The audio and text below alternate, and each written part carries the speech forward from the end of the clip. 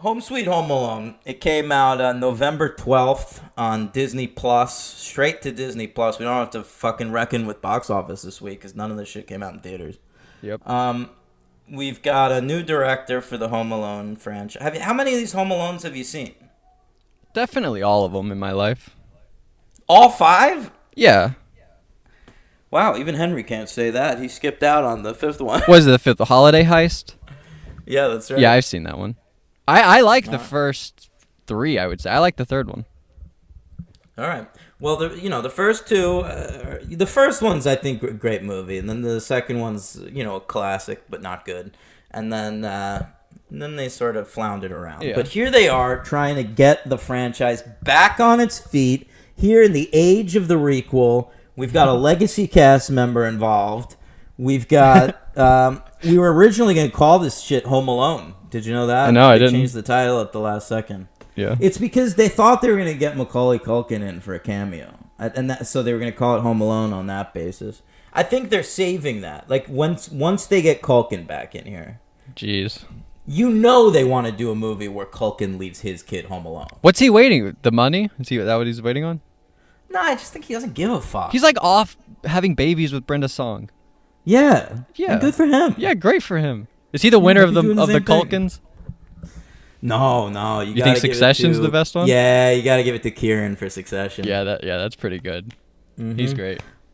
For sure. Of course, I will once again tell the story about the time I was on a date and a Culkin threatened suicide. Do you remember which one? Or do you don't want to say? Yeah, I do. It's fine. It was Chris. He's now a famous Culkin. Okay. There were 3 Culkins that were actors. That's probably why he Then wanted there to do suicide. Yep. No, probably because I was on a date with his girlfriend. Chris was he was in like one movie called like My Summer Story as a kid, and then he never acted again. And then they had a sister as well who was killed hit by a car. Jesus. Yeah, just like a few years ago. Anyway, Home Sweet Home Alone. Got a new director, Dan Mazer. Weird choice. So this dude is a collaborator with Sacha Baron Cohen. Yeah. He got to start working on the Ali G show, Oh. and he was on the writing staffs of Borat and Bruno, and he directed a lot of that show, Who is America, that he did on Showtime a couple years ago. Yeah. Yeah. So that's kind of been his whole career, but Good for him. Yeah, but he has a couple other credits. He worked on Bridget Jones's Baby, the third Bridget Jones movie. We got to cover that. Add that to that list. All right. I've never seen any of them. And Office Christmas Party, which I didn't see. Mm-hmm. All right. But he's directing, and so he's going to bring some of his sort of indie comedy guys to the table. He also directed Dirty Grandpa, so that's how he got this job, probably. You ever see that? No. It's okay. I've always sort of wanted to see it because I saw a clip once where he's fucking the shit out of Aubrey Plaza. Oh, yeah. She is amazing in that movie. Yeah. All right. So we've got a screenplay here by Mikey Day and Streeter Seidel, 2 SNL writers. Mikey Day also in the cast of SNL, I think. Yeah, I've heard the name. Okay. Great. And, that's all I got. The movie. What'd you think of it? I guess is that why Keenan's in this movie? Well, that's why all the comedy people are in it. There's a lot of, indie comedy names attached to this movie. The 2 leads are Ellie Kemper and Rob Delaney, who both are in the comedy community. Kenan Thompson's in there. Timothy Simons from Veep. Pete Holmes is in it. Chris Parnell is in it. Even Andy Daly, who's an incredible improviser. Oh, and yeah. Even in the first scene, they're showing the they're at like a open house. Mm-hmm. They're selling their house, and the woman who's looking at the house is Esther Pavitsky, who's an incredible, one of my favorite stand-up comedians. She's the Little mom? Esther. Yeah. No. She's Ellie Kemper's the mom. No. No, Max's mom. Who is she? Jojo Rabbit's mom. She's not Jojo Rabbit's mom. It's before Jojo Rabbit shows up because he has to take a shit or something. He has to pee. It's remember there's an attractive hipster couple looking at the apartment at first. Okay, yeah. Yeah. So yeah, then we cut to a car, and it's the chubby kid from Jojo Rabbit, and he's hanging out with his mom. You don't know the mom? Do you? No, I don't. She gave me Rachel Weisz vibes, kind of. I guess I saw her in a miniseries last year called Quiz on it was on BBC, and then it aired in America on AMC. She's a good British actor, doing honestly a serviceable American accent in this movie. Only caught her a couple times. Are they not British? I thought they were British the whole movie. What? Aren't they British? Are they? I thought so. I don't even remember. I don't think so. Max, the little kid? I don't know. Is he British? I think so. It's weird that we can't remember that. No, yeah, Alright, they are because they say that at one point they're like, "Wake up your German grandma," and they're like, "What? She's at? What do you want me to call her in England?" What? Yeah, that happened. And they're talking about Siri or something. Right. They think Siri is German, so they think the grandma is German. But he's like, That's a great update to the Home Alone formula, right? He used to play like film noirs. So fucking pizza guys would think there's an adult inside. Now he just plays Siri.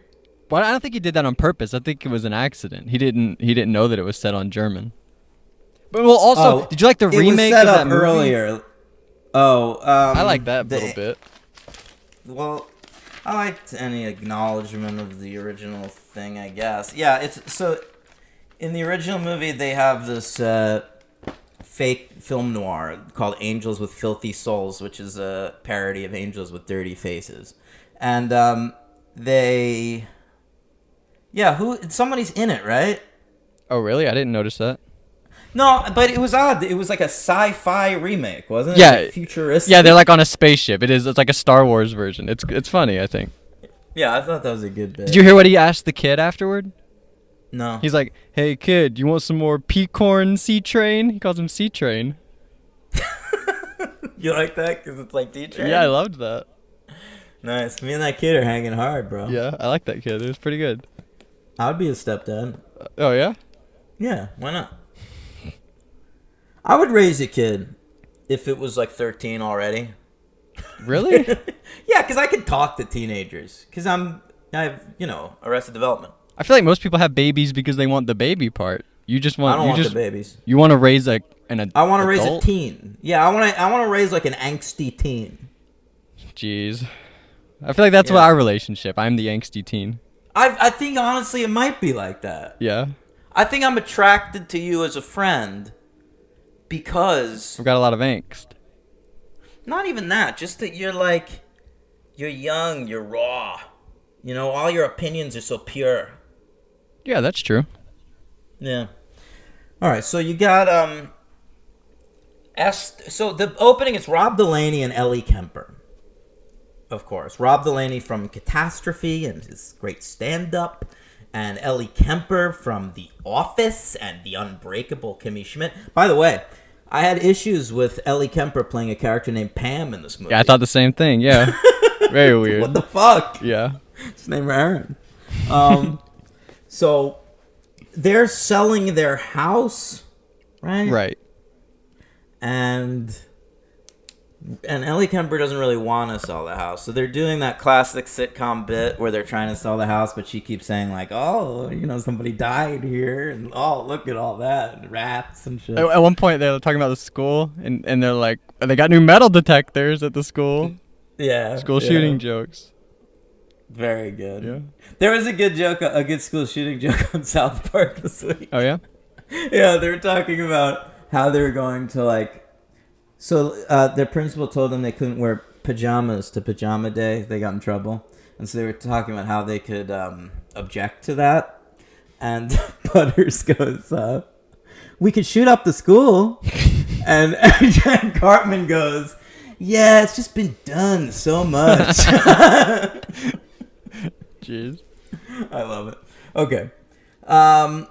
Meanwhile, they've got a security system out front. McAllister Home Security. How about that? Yeah, great. And that's because we've got Devin Rattray in this film as Buzz. We couldn't get Macaulay, but we got Buzz. What do you think about him? I love Buzz. I think this guy has genuinely like worked on being an actor over the years, and now when I see him show up and stuff, he's like a good character actor. It was just so strange seeing him as Buzz. And like he would make all these weird references. Like he said that Kevin likes to prank him on Christmas. He calls every year. But he calls like fake police reports in. Isn't that against the law?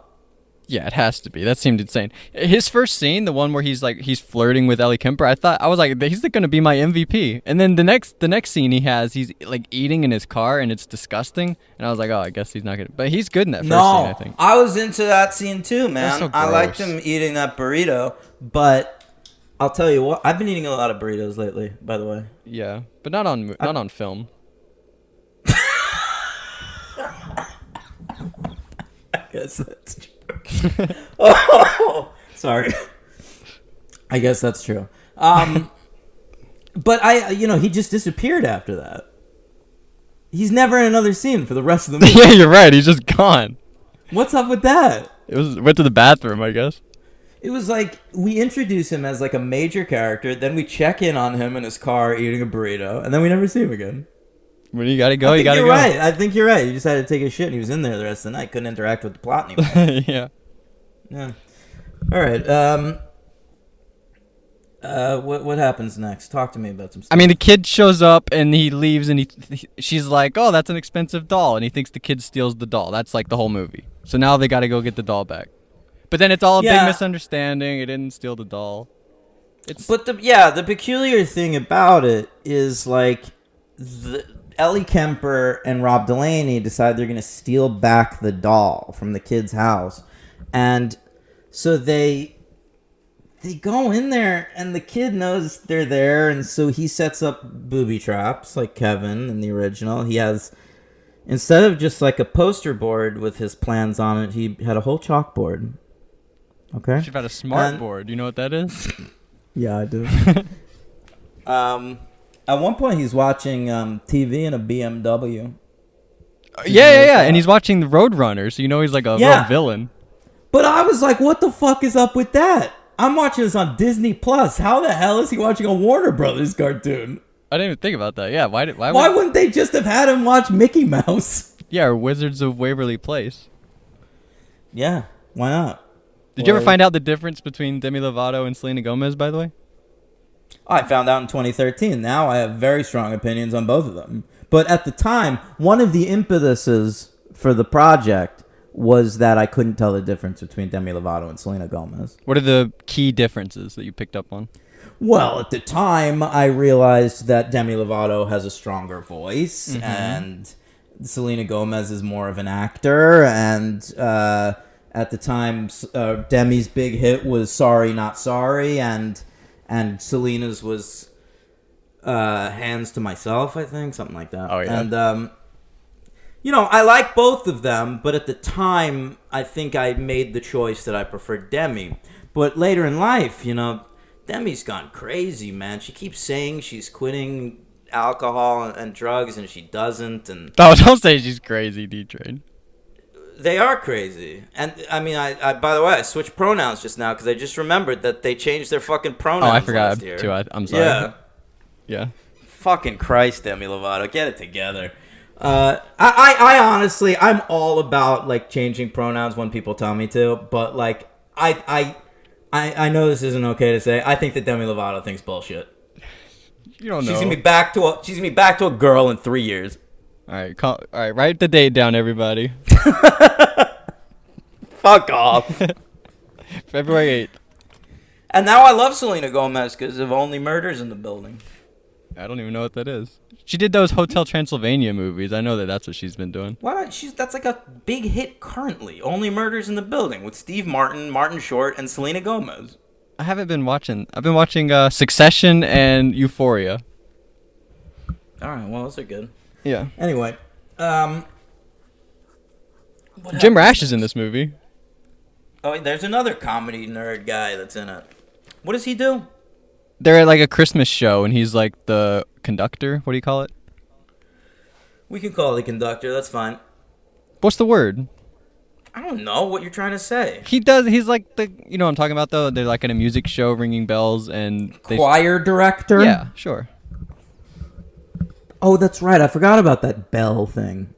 Yeah. That's not a good bit. There are a lot of bits in this movie where like I can see what they're doing, but they're just not funny.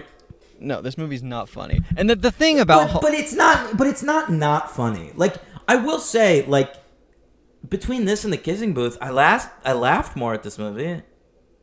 yeah, Like no, Rob I agree. Delaney and Ellie Kemper are inherently funny people.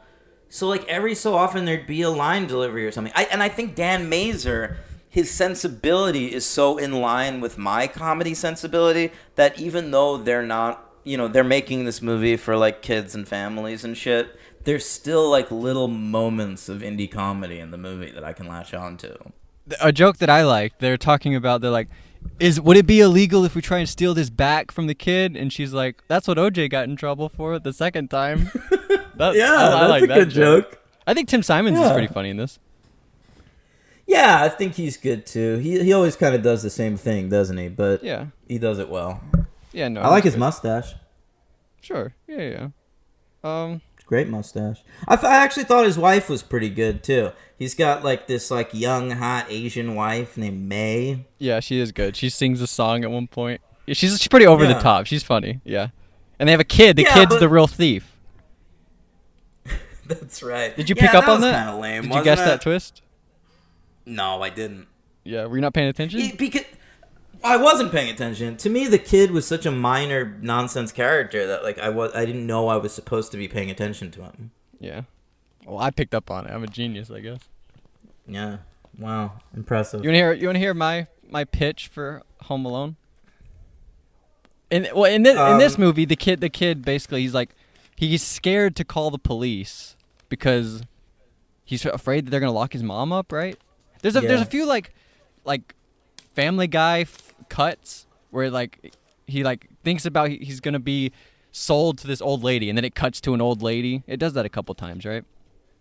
I guess. Yeah, but I thought that I don't know what I'm trying to say here, basically.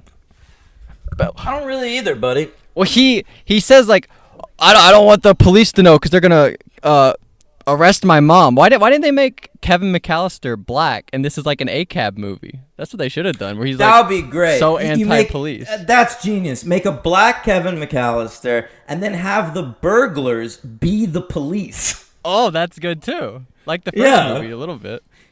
Like, so he hears some people that he thinks are burglars, right? So he calls the cops. The cops come over, and they're racists, all right?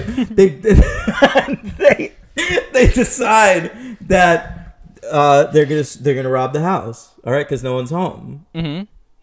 That's great. And then the kid has to fight the cops. Yeah. And nobody believes him. He tries to call the cops on the cops.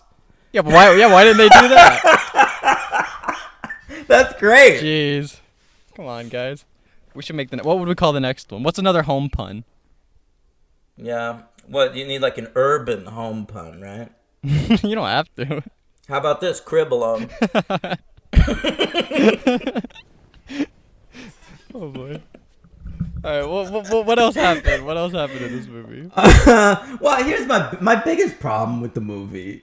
Here's basically my thesis of this movie. Mm-hmm. The original Home Alone, which should just be the sort of starting point for every Home Alone Right, movie, bad if you're gonna guys. keep making Home Alone movies, is there's a kid stuck in the house and there's some bad guys trying to get in, right? Exactly. Done. All right. And like, you don't have to make it. If we're being like real wusses now about like showing threats to children, we don't have to make it as threatening as the first one. Like in the first one, they wanted to shoot the kid. They were talking about biting his fucking fingers off. But like, we don't have to make them that menacing. But we still need to have bad guys trying to get into a fucking house to steal from a kid. Right. These are like right. good people. Rob Delaney and Ellie Kemper are the heroes of this movie. Like, the thing you want more than anything in the movie is for them to get their fucking doll back. So they don't have to sell right. their house for their poor children. Right. Yes, exactly. I mean, they're set up as, like, They're the poor ones in the family. Like Timothy Simons has more money and shit, and they're selling the house like that they've lived in their whole lives to, I don't know. So my whole point, basically, I don't understand why we're not allowed to have villains in movies anymore. So now, anytime we put a villain in any mainstream Hollywood movie, they have to have a redemption arc. It's why in the Fast and the Furious movies, all of the villains are eventually part of the team. It's why in the fucking Marvel movies, you never see a villain a second time, because by the end of the movie, they've been redeemed. We just talked about fucking Spider-Man No Way Home last week, where, like, the Spider-Men invented, like, 6 individual cures for villainy. What a nice guy. Yeah. All right. So all I'm saying is this seems to come at a particularly odd time in American history and world history, because in the wake of the Me Too movement and in the wake of anything, basically, like any social movement of the last few years, all of which are positive things that we should be doing. The one bad part about these movements is that nobody in the world believes in redemption anymore. Nobody believes that bad people can become good people. You find a tweet from like 20 years ago that seems negative, like, I thought that person was a good person, but now they're a bad person. You know, like, we look at people as either good or evil. You know, Louis C.K. is evil. Steve Carell, good.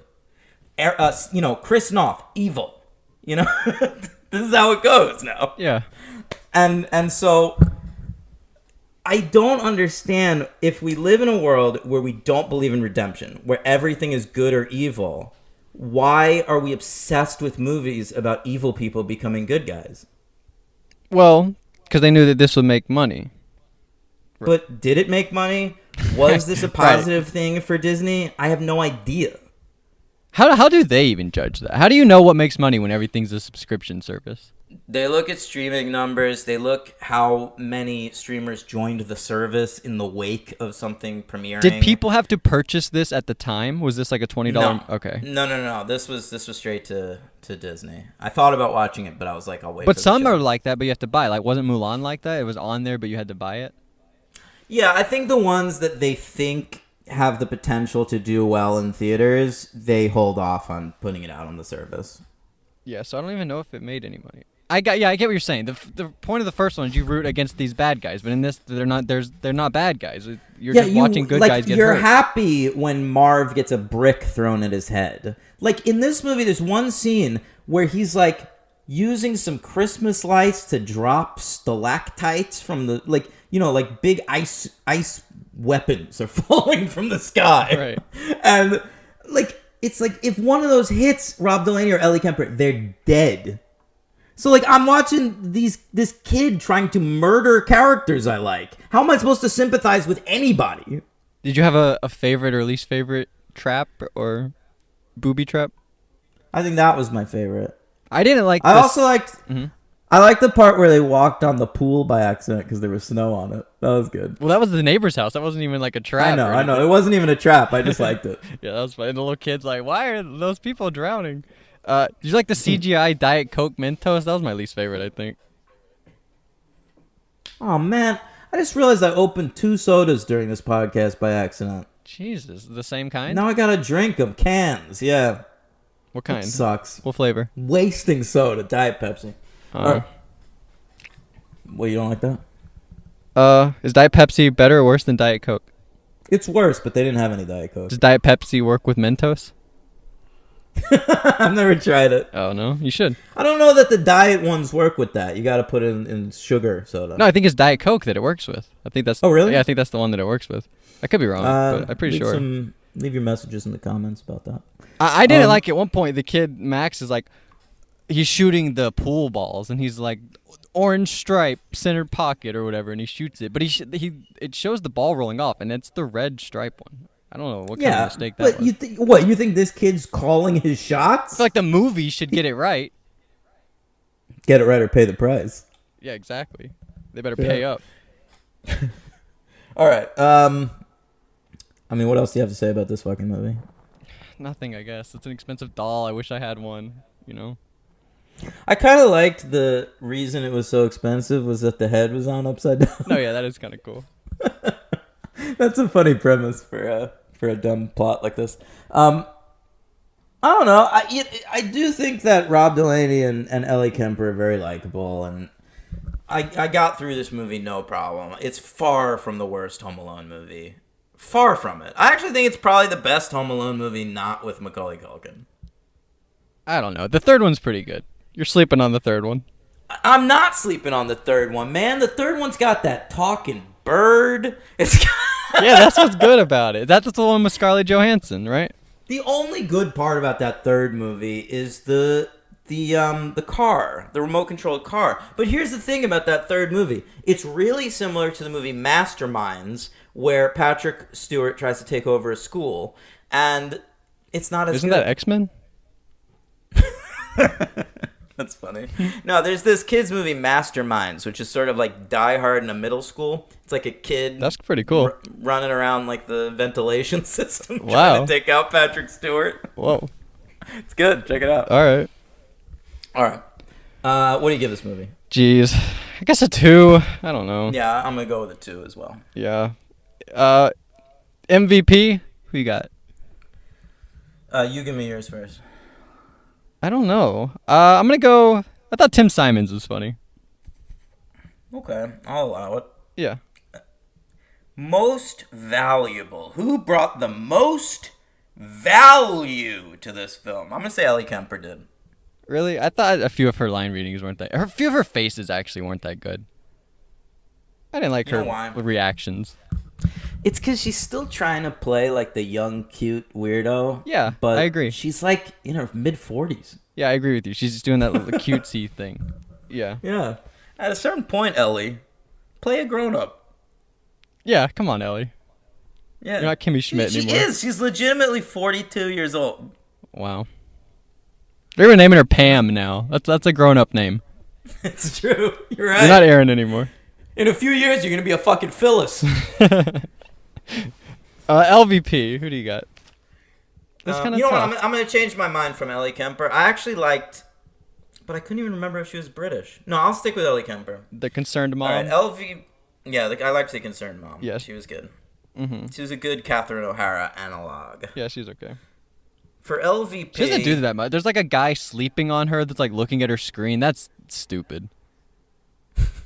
On the plane. Take that all out of the yeah, movie. I forgot about. No, but that was nice because she was like panicked. He was sort of like a John Candy for her. I get what they're trying to do, but the John Candy stuff like that added to this. That Yeah, but that's only because John Candy is like one of the greatest comedic performers who ever lived. And he adds like a sweetness to that movie. I mean, I guess the whole movie is kind of sweet, but I don't know.